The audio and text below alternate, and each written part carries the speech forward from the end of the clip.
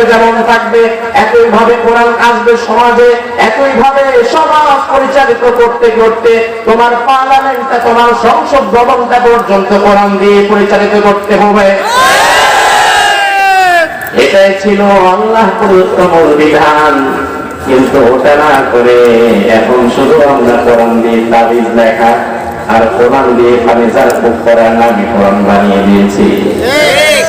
আমার ভাইরা লক্ষ্য করে শুনেন, জুলুমের আরেকটা ছোট্ট সংজ্ঞা দেই। আল্লাহ যেহেতু বললেন ইন্নাহু কানা যালুমান জাহুলা, আমরা নাকি কোরআনের সাথে জুলুম করেছি। আগে তো জুলুমটা কি বুঝতে হবে। জুলুমের সংজ্ঞা হচ্ছে ওয়াজউ শাই ইলা গায়রি মাহাল্লিহি। লক্ষ্য করে শুনেন, জুলুমের মূল সংজ্ঞায় মুফাসসিরিনে কিরাম লিখেন ওয়াজউ শাই ইলা গায়রি মাহাল্লিহি, একটা বস্তুকে তার নির্দিষ্ট জায়গা থেকে সরিয়ে সে যেখানে থাকার উপযুক্ত নয় এরকমের জায়গায় রাখার নামই জুলুম। আরো ভালো করে বোঝাই, যেমন এই যে আমার মাথায় আপনারা কি দেখছেন, কথা বলেন না, এই টুপিটা থাকার দরকার কোথায়?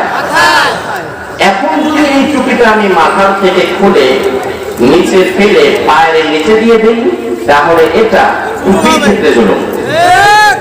সে মাথায় থাকার যোগ্য ছিল, আমি আমার ক্ষমতা বলে ফোর্স করে আমার ক্ষমতাকে, আমার পাওয়ারকে কাজে লাগিয়ে তাকে আমি পায়ের নিচে রাখলাম, ওই পায়ের নিচে থাকার তো সে যোগ্য না। এই যে আমার হাতে যে ঘড়ি থাকার যোগ্য হবে, এখন আমার ইচ্ছা হলো, আমার ক্ষমতা, আমি যা খুশি তাই করবো, ওইটাকে খুলে পায়ের মধ্যে বেঁধে ফেললাম, পায়ের মধ্যে করে ফেললাম, এটা ঘড়ির ক্ষেত্রে জুলুম। কারণ তার উপযুক্ত জায়গা থেকে তাকে সরিয়ে আমি পায়ের মধ্যে বেঁচেছি। একইভাবে যারা কোরআনের কথা বলে, যারা সুন্নাহর কথা বলে, যারা রাসূলের আদর্শের কথা বলে, যারা দাঈ ইলা আল্লাহর ভূমিকায় সমাজে অবতীর্ণ